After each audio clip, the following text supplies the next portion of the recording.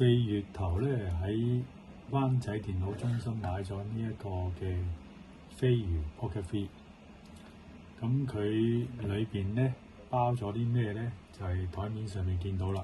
最主要咧就有呢一個嘅遙控器啦，呢一個嘅 camera 啦，鏡頭啦，鏡頭會用到嘅呢一個磁吸底座啦。咁就呢一個嘅腳啦，呢一個就係嚟保護鏡頭嘅一個罩嚟嘅。橡筋啦，咁呢個橡筋咧就係當呢一個嘅磁吸底座裝咗之後咧，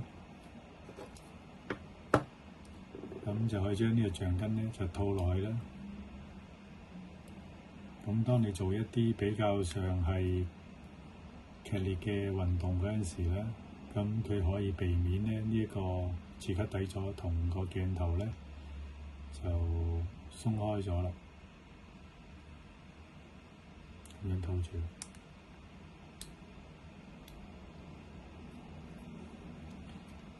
咁就仲有咧就係呢一個嘅繩啦，攞嚟固定喺隻手啊，或者係固定喺一啲你嘅 harness 嗰啲地方啦。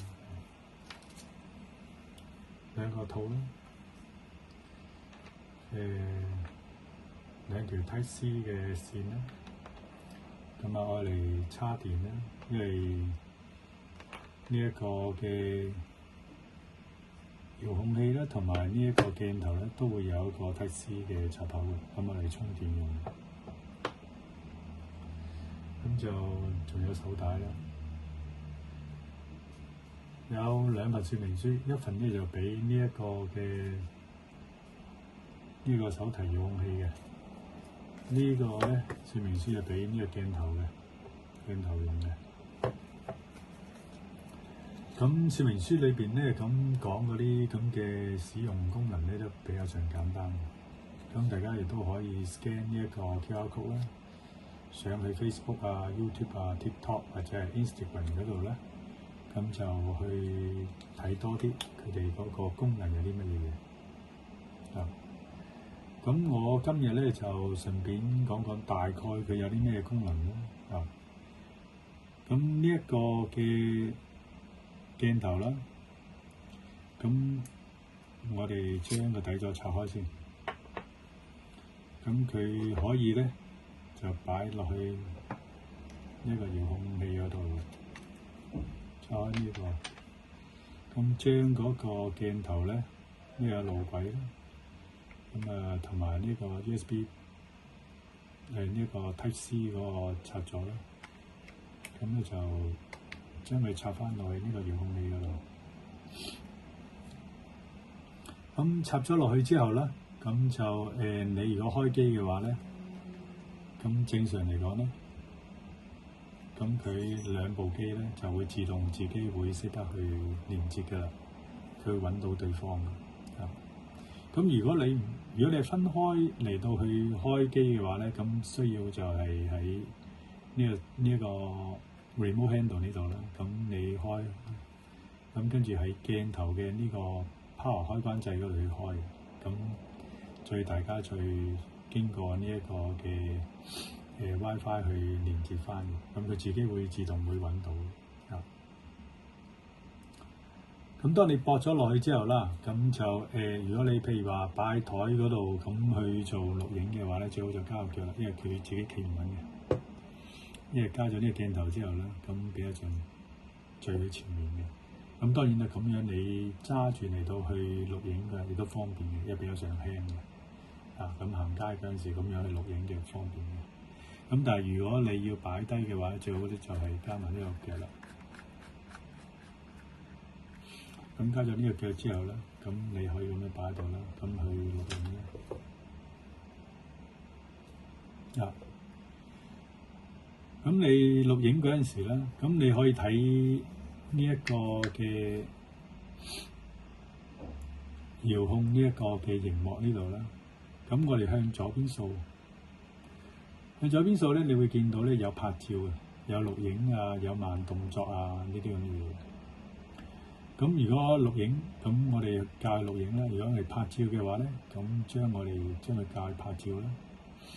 咁 OK 嘅話咧，咁咧就出嚟呢個畫面啦。咁你只要撳一撳呢一個掣咧，咁就可以影相啦。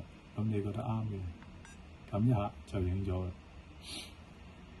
咁如果要錄影嘅話咧，咁去翻頭先嗰度啦，咁教翻去錄影。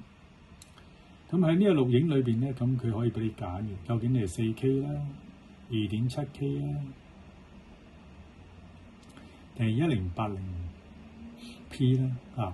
咁呢邊咧就係嗰個頻率啦，即係究竟你每秒鐘影幾多張啊？咁啲頻率，咁你自己去調校。咁基本上咧，就如果你拍 YouTube 啊 4K 都應該夠啊。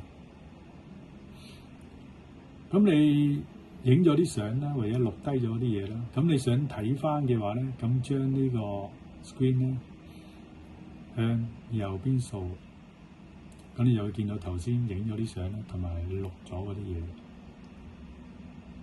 好啦，咁我教翻去呢一個嘅鏡頭嗰邊。咁如果你要做 setting 咧，點樣咧？就係話將嗰個 mon 嗰度咧，你將佢向下掃。咁向下掃咧，你會見到啦，呢個係手提模式啦，定係呢一個嘅穿戴模式？穿戴模式咧就係話你將個鏡頭加咗呢個磁吸底座之後咧，咁磁吸底座呢個可以俾你穿呢一個手帶落去。咁你變咗咧就可以咧穿住喺隻手啊，或者係一啲設備上面咧，咁嚟到去拍攝嘅。咁呢個設置咧，設置嗰度咧，咁你可以設置語言咧。呢個聲音啊，WiFi 啊，咁就呢一個嘅測光啊，嗰啲咁嘅嘢。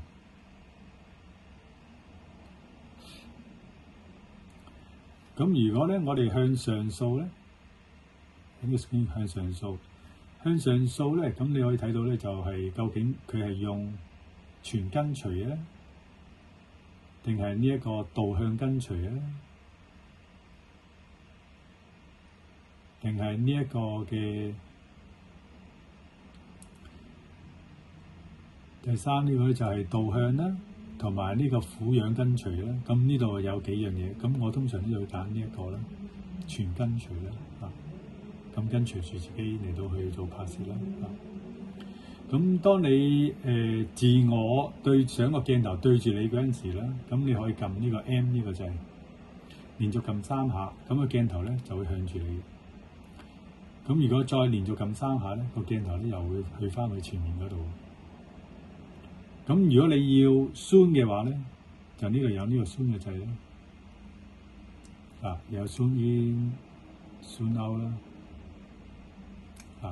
咁至於個鏡頭，咁可以喺呢個 joystick 呢一度咧，咁就可以調校鏡頭向上、向下、向左、向右。咁都幾方便去調校。咁要錄影嗰陣時咧，你就撳一撳呢個掣咧，撳一下，咁佢就錄影嘅。因為我頭先已經教咗錄影嗰邊嘅。當然要教去呢一個嘅影相嘅話咧，咁你撳一下佢就影相啦。咁錄影你完咗啦，咁再撳多下咧，佢就會停㗎啦。咁你如果掃翻過嚟呢邊咧，咁你就會睇到頭先錄咗啲咩嘢咧。咁佢個咪咧，鏡頭個咪就喺呢度嚟嘅。咁你去對住個咪講嘢啦，咁佢就會錄低你嘅聲音啦。咁聲音嗰度比較上細一啲嘅，咁最好埋少少啦，嚟到去錄啦。咁當然啦，你要錄嘅話咧，咁佢本身咧係冇包到呢一個嘅 micro SD 嘅呢張卡嘅。咁呢張卡咧係需要自己另外去買嘅。咁我自己就買咗呢一張啦，咁就係呢一個 micro SD 嘅呢一個嘅快速嘅讀取卡啦，咁嚟到去做呢一個嘅視力比較上好一啲嘅。咁你擺落去嗰陣時咧，呢張卡咧就係要有少少要用指甲咧就褪咗少少，咁先至入到嘅。咁入咗去之後咧，咁入邊就平咗㗎。咁你當你唔用嗰陣時咧，咁你可以咧就係話佢有個罩，咁呢個罩咧就係咁樣笠落去啦，咁就可以保護住個鏡頭啦。捏一捏呢頭呢兩個位，咁闊嘅腳呢邊位咧就對住呢一個嘅 mon， 窄嘅呢邊位咧就喺前面咁樣揼落去，咁就可以保護住個鏡頭啦。咁你唔需要嗰陣時咧，咁你可以拆開佢咧。咁樣唔緊要，鏡頭就算移咗位都唔怕嘅。咁你一開機咧，佢自然咧，佢就會調翻正嘅。佢自己會調翻正。咁自動，咁都係幾方便嚟講。咁你拍完之後啦，咁如果譬如話咧，你要下載啦，係咪？下載頭先講緊呢一個嘅卡裏邊嘅機體裏邊嘅嗰啲咁嘅相啊、錄影啊咁樣，咁你可以將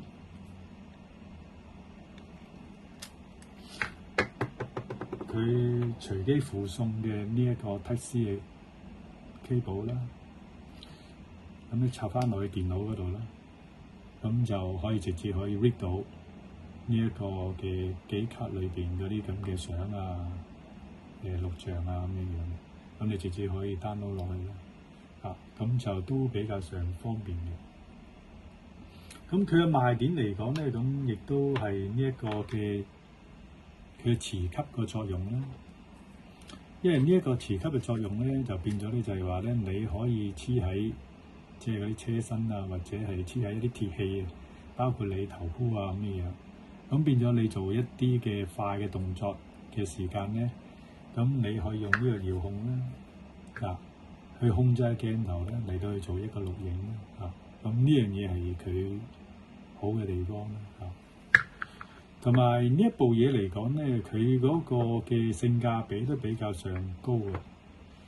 咁即係我買嗰陣時咧，大約係1300幾度啦。咁就當然唔包呢個嘅 micro SD 嘅卡啦。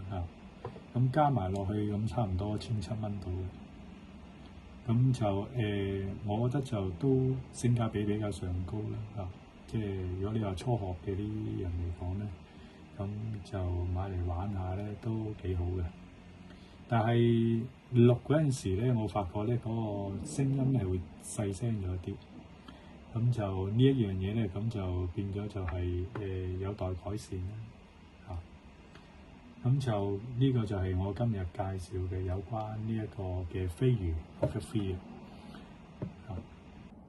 咁如果大家鍾意呢條影片嘅話咧，就可以喺下邊嗰度啦，撳個 like 啦、share 啦同埋 subscribe嘅。多謝。